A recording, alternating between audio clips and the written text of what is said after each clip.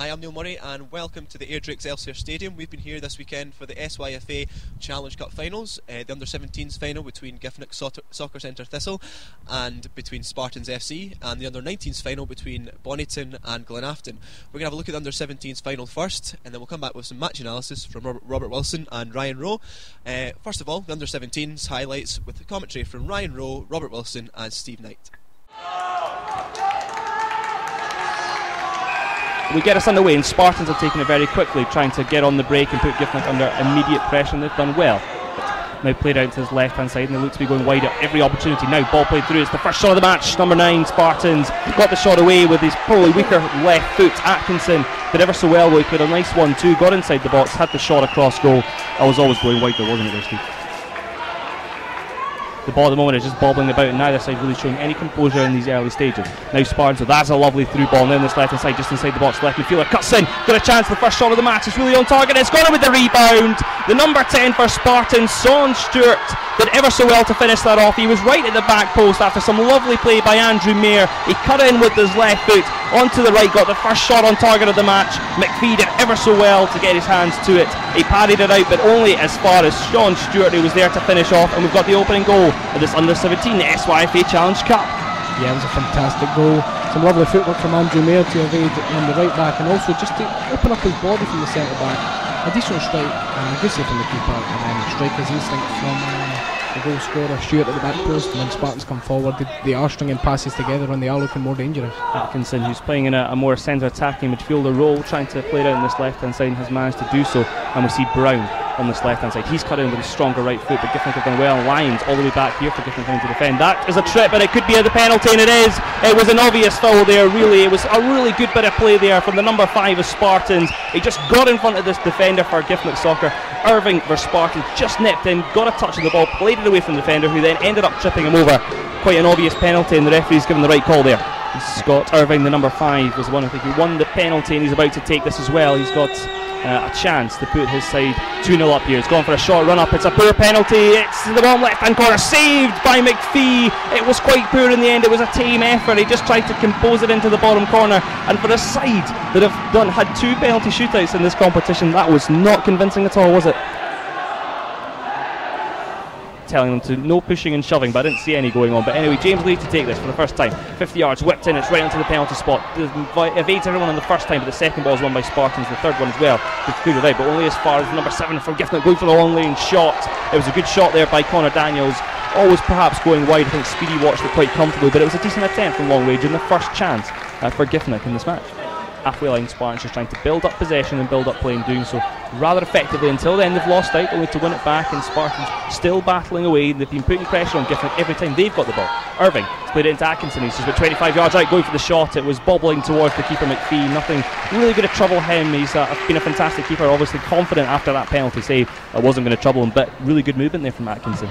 They've now gone to the left hand side. They're just not getting any luck on either side at the moment, are they? And through the middle, Spartans have been strong as well. I don't think so. I think with them changing, it's probably because Lions hasn't had much joy. The Lions go for volleys. Everybody's hit the bar there. What a chance they went for 35 yards out to interrupt you, Steve, because we're going here. Still Lions with the shot away. It's fallen to Buchanan, who's gone for the shot himself, and it was the keeper who had to watch that all the way. What an effort there from Lions. You just spoke about him. He's not been very lively for the last 5-10 minutes, and then you look at that. That could be a game changer if we can produce that kind of thing again, but just a little bit lower next time. Kick from hand, and it's well beyond the halfway line, which would be good for Giffnock to see. Will relieve pressure at all times, and they can rely on his kicking.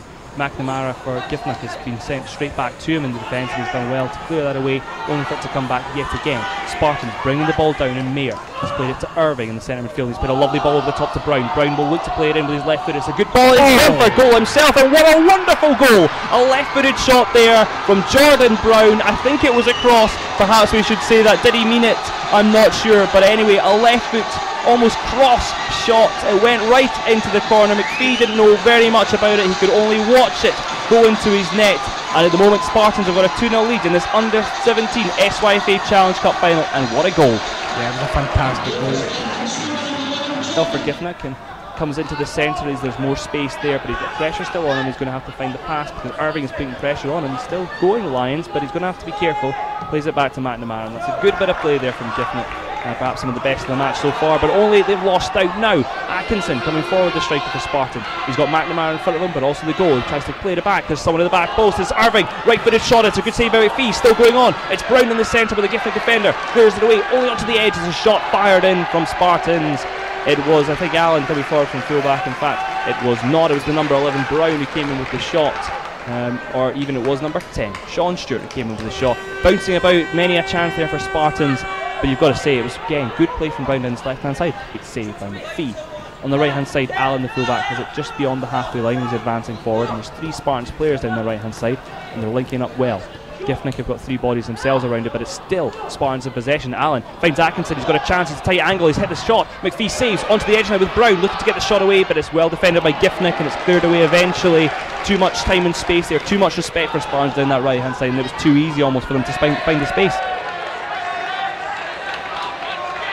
Allen advancing forward yet again finds Atkinson, and they've been good down this right hand side. Atkinson turns himself, he's now 25 yards from goal, plays Allen through into the box. Allen going for the first time shot himself. McPhee makes a great save yet again, and Giffnock will clear away. Too much time and space yet again down that right hand side, and Allen the fullback when he comes forward looks dangerous every time. Spartans now with a chance. Atkinson plenty of space, and Brown with his left foot has put a lovely through ball. Atkinson the striker got a little bit of support now. He's found that. It's Mayer. He beats the defender. He's got one over the keeper. It's a chance to score. He's hit the post. It's alive. McPhee has done ever so well. What a save by the keeper. It was Mayer. He flicked it. The keeper did a great save. Got a bit of a right hand to it, I think. McPhee tipped it onto the post. Allen looking for the Brown, who's just come a little bit deeper from right midfield into the centre area, and he's now played out to the left hand side with Olive. Mayer, the left midfielder for Spartans, playing it through to the fullback. He made a great run forward, and he's now on the edge of the box. He's now advanced inside it. There's a player on the edge of the box. Atkinson's got it towards goal. It's a wonderful goal. Olive with a great ball across. Lovely play down the left hand side by Spartans. Atkinson just peeled off, got onto the edge of the 6-yard box itself, and a lovely finish there from the number 9 Blair Atkinson. Yeah, it was such good work there by Olive, wasn't it? I was just about to mention there, if that passage of play had stopped it. For me, Olive's been the key man. Thrown in quickly, flicked on once, but it is the number 16 Doig who's won that yet again, and so far he's been strong. And it's a really good ball over the top. He's trying to put the number 9 Atkinson through in goal. Atkinson gets the shot away. It's a good save in the end from McPhee, quite easy, straight down the throat of the keeper, but it was a good play. Lovely ball over by Doig. Spartans have won it back, and now they've got it on their right hand side. We see Atkinson, who has switched over to this right hand side, the centre forward, and with a lovely left-footed ball, lovely weighted into Doig. Doig, he now lays it off onto his left hand side, and we see Spartan attacking down that side at the moment, into the penalty box, trying to play it back across goal. He's got time and space, trying to find the number 11 Stewart. Now with the back post is Atkinson. It's a great goal. What a lovely finish it was there from Atkinson. He holds the 2 goals up, and it was a wonderful finish right into the top left hand corner. It was really good play from Spartans, really good work from the number 15 Daniel McIver. Came on, he's been really good on that left hand side. He got inside the box, great ball across. He thought that it might be the number 11 Brown to finish it off. It came to Atkinson though, a lovely finish right into the top corner. And Lee will take this perhaps to the back post. He's about 30 yards out. It's a good ball in, but it's been called offside. It's a goal. It's in the back of the net, but it's not going to be a goal, I should say. It is offside. The linesman put his flag up very, very quickly. We saw that from up here in our stand. It's Giffnock ball in again, still to the front post, but this time as well it's cleared by Spartans yet again, and Carruthers has seen that out. On this right hand side, Spartans advancing forward, doing ever so well at the moment, breaking away, and that's a really, really good ball there from the substitute Bruce Scott, now going through in goal. It's a great shot on target. It's the goal for McIver. It is, Stephen Haviland who's got the goal. It seemed to be a great run there by the 2 substitutes. It was Bruce Scott going on the right hand side, a really good ball over the top, playing the number 17 Stephen Haviland, really good composer, just sticking that into the bottom right hand corner. McPhee's left. He's going to get booked or cautioned for taking off his shirt as unsporting behaviour or a time wasting. I can't remember exactly. It's the most stupid rule, Rob. Ryan. It's the most stupid rule ever.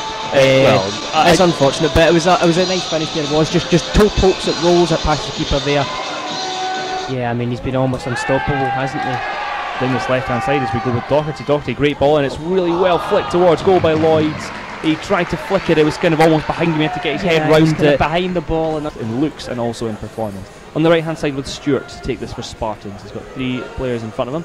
It's a good throw in, and it's well flicked on by Irving, now still alive, and they've got to watch out here. It's Haviland with a shot across goal from such a tight angle. If he scored that, it would have been an unbelievable goal. McPhee though, I think the defender at the moment thought he was going to come and get that. He didn't, and it was just an easy opportunity for Haviland to get a shot on goal, but such a tight angle, he was going to struggle to do that. As we see more toilet roll flying around the Ajax Excelsior Stadium. And it's Giffnock who are the louder of the two fans at the moment, and that's credit to them, putting a really good loud performance. Buchanan though has got through, really good a bit of trickery. He's down onto the edge of the box. It's Giffnock, great save by Speedy, still alive in that centre of the area. Giffnock still battling away, Speedy trying to scramble to get to it, no fouls given. Spartans eventually have cleared that away, and it was just a goal line melee in there, but Speedy did ever so well to save the initial one, and Giffnock just couldn't finish it into the goal. I'm not sure where this time has been getting from. I don't think there was many stoppages in the match. Not that I can remember. I mean, anyway. the only thing I can think of is apparently it. is it you're meant to add on 30 seconds for each goal, but surely 3 goals in the second half means that there's the whistle there. There is the final whistle there. I was going to say, I don't think you can really add on much time, especially for the goals. It's 5-0. It's not going to be any change to the result. I'm not sure why the referee felt required. But we have seen a fantastic match here. Spartans come away 5-0 victors over Giffnock Soccer Centre Thistle in this under-17 SYFA Challenge Cup final. They have been fantastic throughout this game. They've looked really, really strong. They've looked the better of the two teams, Ryan. They deserve to win this under-17 SYFA Challenge Cup final. So great match there this morning. We were quite lucky to get to watch that from the main stand there. So Ryan, coming to you first, any kind of players that stood out for you in that match? Yeah, from a Spartans perspective, definitely. I mean, it was such a one-sided display. They were the better team. It was just a class above. And I think, although we can talk about the attacking exploits of the likes of Blair Atkinson, who scored 2 great goals, so great attacking instinct, defenders like Duncan Player and Harry Olive, they were brilliant. And to pardon the pun, but Duncan Player, he proved he's a winner, eh? What about yourself, Robert? Anybody on the other side that you think stood out? I know it was a tough day for Giffnock. It really was a tough day for Giffnock. I think the player that stood out, and he got man of the match from at least the SYFA, was Stephen McPhee in goals. You'll see from the highlights, it's a great penalty save. It really is. I mean, it's a poor penalty, you would say, from Irving, but it's still a really good save. He's had to dive right down to his left-hand side to get that. And then, as well, some just fantastic saves throughout the match. He did keep his side in it. When it was 2-0, he made some fantastic saves. Really did allow Giffnock to just kind of stay in the game at that point. It was to no avail, but really, if they had come out and turned that around, it would have been because of his saves that kept them in the match, but to no avail.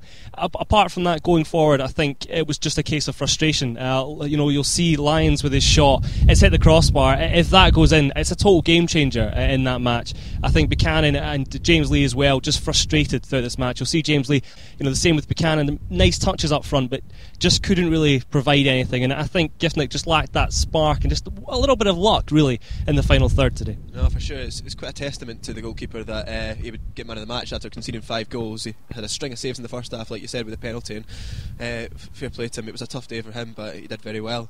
Really, where do you think the match was kind of won and lost for both sides? I think we spoke about it in the commentaries you would have heard on those highlights, is that the Giffnock defence probably wasn't as competent as the Spartans defence, and the Spartans attack was a bit more clinical than the Giffnock attack. And I think in the final third was where it was won and lost. I mean, you've seen from the goals like Blair Atkinson, 2 first-time finishes. That's the kind of finish you look for in the Scottish Cup final. The composure to stick both of them in the top corner, that's good strikers play. For sure. What about yourself, Robert? For me, Jamie Dishington was probably the key man, at least for Spartans. In the centre midfield, in the opening minutes, Spartans were really, really good.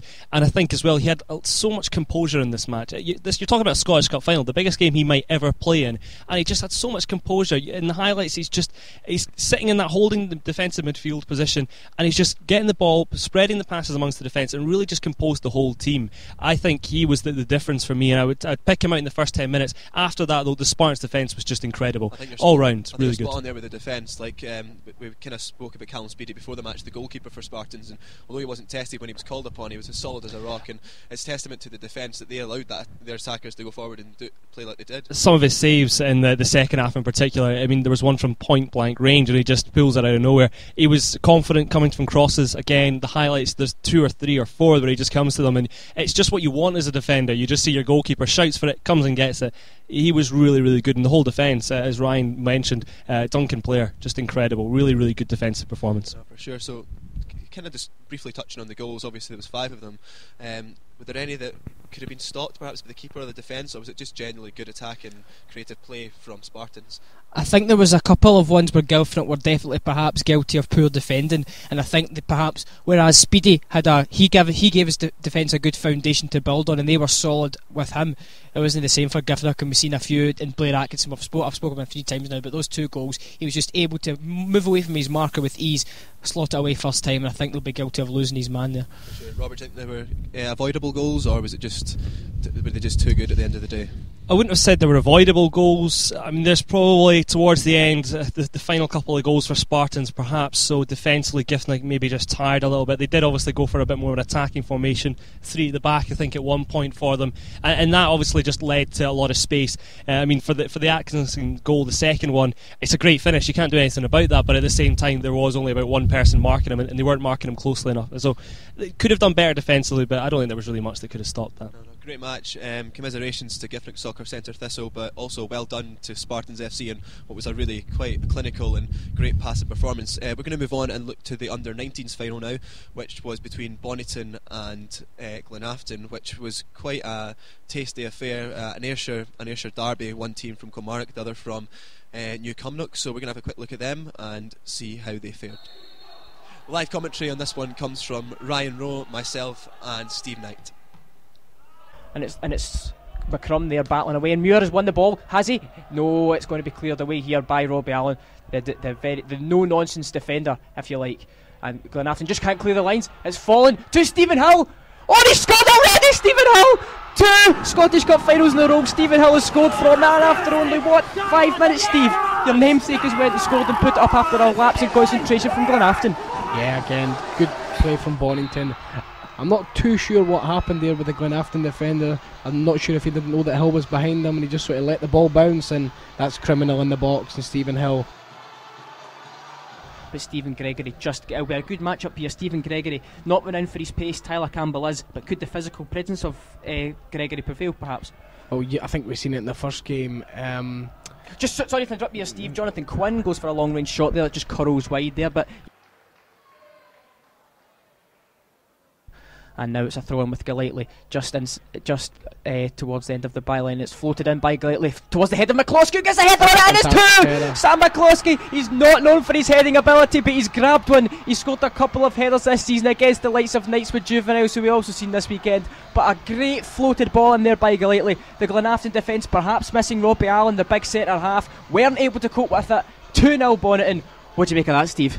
Well, I hate to say told you so, but I did tip him to score as well, so I'll keep up my record of Mystic Steve a here scorer again. in every game so far in this competition.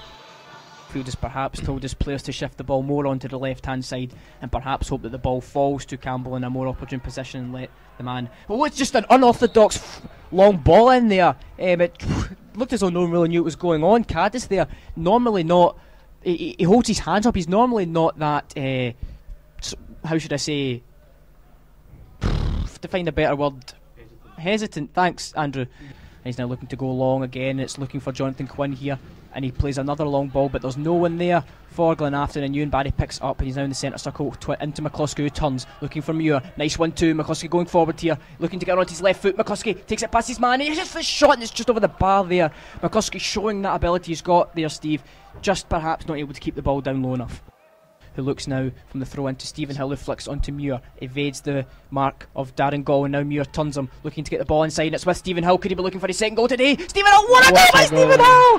What a fantastic piece of footwork there. Stephen Hill skips past his man with that little shimmy, and then he sizes up Dunsmuir. There's a big size difference, but all Stephen Hill there could see was the white post in that corner.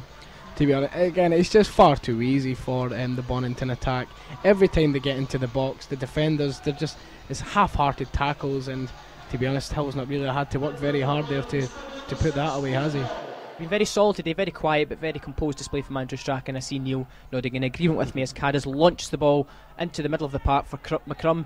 First touch a bit off, but he manages to find Shedden here down the right hand side. Shedden will use to open his legs, looks for the pace, he's got Hill inside, he plays in towards Hill, the touch is there, but perhaps not the crucial touch there. It was sort of a toe poke there from Hill, looking for someone in space. He tries to switch it wide to Blair Lammer, and he has done so. Blair Lammer now playing it into side down the right hand side to David Sheridan, who's looking to open his legs now. He's into cross position, he's on the byline, he swings the ball over, and it's towards, it's a great save there from Dunsmuir, it's a great save from David Sheridan there.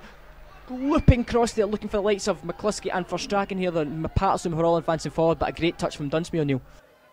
So we hope you're enjoying the coverage here. It's currently 3-0 if you're just joining us, or if you've somehow forgotten the scoreline. It's been a very entertaining Ayrshire derby here. Friendships have been put on the line here, lots of ex-teammates and people who go to the same schools and whatnot, all playing against each other here today.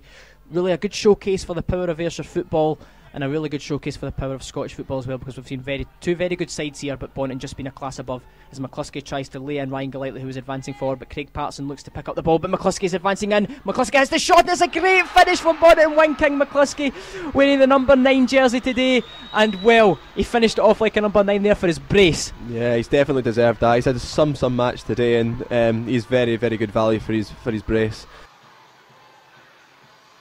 For Glenafton, he's very good in the centre of defence, although he can be deployed in the middle of the park, but that he only really came on with 10 minutes ago, and now McCluskey's over the free kick and it's in towards Golightly. It's fell to Craig Patterson, who handles the ball, Handball. And it has been given. Craig Patterson there, he did handle the ball, big man's gutted, but it was a clear handball there.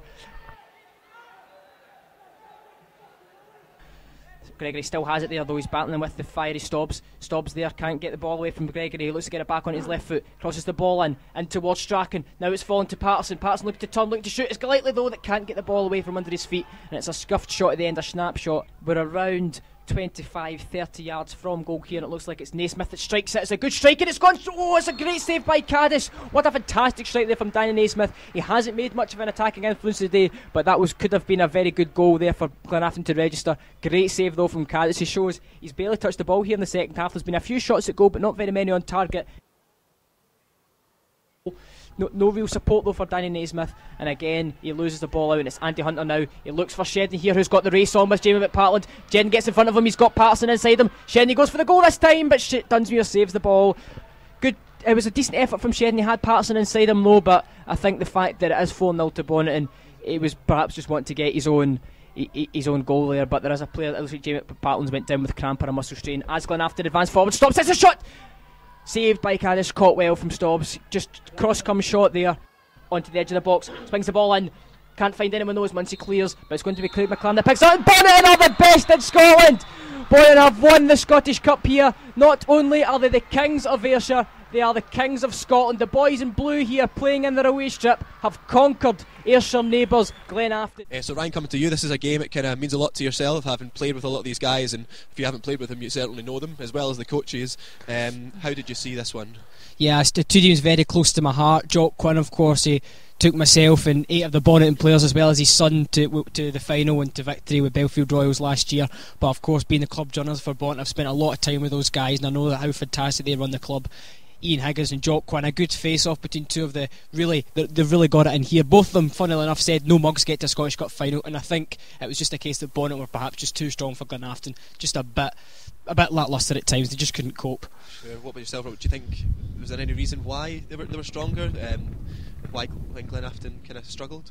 I think the start was key. I think Bonnyton just got off to a flyer really the first kind of 10-15 minutes. They take a couple of goals lead. I'm not sure if they did a score by 15 minutes, but they had certainly asserted a dominance in the match. I think Glenafton started poorly, and that's also a factor in that defensively they weren't strong enough to begin with. You've got to start off well in a Scottish Cup final. They didn't really do that. Bonnyton capitalised, and from that point on we've seen throughout the campaign Glenafton haven't scored as many as perhaps they would have liked to. Defensive has been their main kind of threat, I guess. They've not conceded many goals. As soon as they concede that goal, it didn't look good for Bonnyton, for Glenafton. I think you're spot on. I think a lot of us in the kind of radio booth when we were watching the game and commentating on it said the first goal would be vital, and it really turned out to be that way, and it was a shame that it was from a kind of error from Glenafton, and the players from Bonnyton, even the subs they brought on, like we said, they're just so strong attacking, they're not going to let you away with that. Talking about the kind of players that were brought on and who started, was there any kind of caught your eye in particular? Yeah, well, I mean, Stephen Hill again. I mean, he got the winner here in the final last year, and I think that was the crucial goal then, and I think the first goal was crucial today. The fact it came so early. I mean, we're not quite sure. We spoke about Robbie Allen a couple of times on air. We weren't sure if he was perhaps injured or whatnot, because he came on late on and he made a couple of nice tackles and blocks, but it looked as though Glenafton struggled without him at the back, and the likes of Stephen Hill were able to slot away that goal there so early. But if you look right through the teams, I mean, there's a lot of good players. I mean, you've had players that played against each other for both sides, and Jordan Muir as well. He was unhappy to get taken off, but he had a very productive display.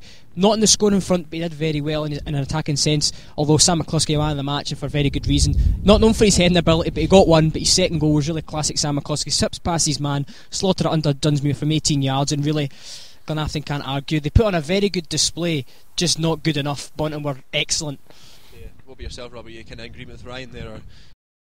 When it came to standout players, I think Dunsmuir in the goal did have a good game. The highlights will show that some of the great saves he made. I don't think he could really do much to stop his side losing today's match. Apart from that, though, I guess when it comes to the under-19s midfield for Glenafton, that was perhaps one of their strongest points. Naismith and Quinn, they just kind of they got out-battled a bit, but they certainly didn't put in a bad performance. When you come up as a centre midfielder against someone who's better and stronger than you, it's hard to do anything in that match because they will just be all over you for the rest of the game. And I think that was the case. And if they had come into their own game, we would have seen a better performance all round, I think, from Glenafton. And that's what was kind of key to their downfall. For sure. Like, I think we kind of touched on it briefly earlier on when we were doing the commentary, but it's amazing that this is the third in a row that Bonnyton have won, and this is a new team as well. Some of them are quite young, and they'll be able to play next year. So obviously that's something to say. But I think quite a lot of credit must go to Glenafton as well, although they were beaten quite comprehensively. First time in this situation, and still like a new team as well. So I think they've kind of got a bright future, this team. Well, I think if we were looking at Bonnyton, perhaps they wouldn't have been thinking like this. But if Bonnyton had lost today's game, they would have thought, well, we've still got next year. I think Glenafton to get to this final again next year will be a real tough ask. Jock Quinn, he said he sold them a dream of getting to a Scottish Cup final. They did that. They just couldn't go the last step. It was just unfortunate. I mean, this Bonnyton team, they are very young. They had this is the third in a row. I think it's 6 or 8 Scottish Cup finals in the last 10 years alone. I mean, some of the Glenafton players, I mean, look, obviously Jonathan Quinn had been here last year and won it, and I think Jordan Graham and Scott Stobbs back in the 1995 Glenafton age group under 13s, it would have been 2007, I believe, they got to the Scottish Cup final. But again, a lot of these Bonnyton players had been to the Scottish Cup final with the Grange Academy, so I think perhaps that it was this mixture of pro youth experience for Bonnyton and Scottish Cup winning experience that was perhaps Glenafton had some of that as well, but it just wasn't as extensive and as wide ranging as you mentioned the squad depth for Bonnyton. What would you say yourself, Robert? Would you kind of tend to agree with Ryan? I think I agree with everything. There's not a better man to speak about these teams than himself. He is the kind of the specialist for both of them, and yeah, I would completely agree. I think it's commiserations to Glenafton Athletic. They didn't really do much wrong on the day, and I'm sure Jock, when he sold them that dream, as Ryan says, he'll be disappointed with the outcome. Of course he will be. All the boys will be. But I think they were deservedly beaten on the day. I think Bonnyton and Thistle were excellent. They really did deserve this SYFA Challenge Cup victory. Fantastic. Thank you, Ryan, and thank you, Robert. We'll be back next weekend at the Excelsior Stadium, same place, for 3 more SYFA Challenge Cup finals. We hope to see you there.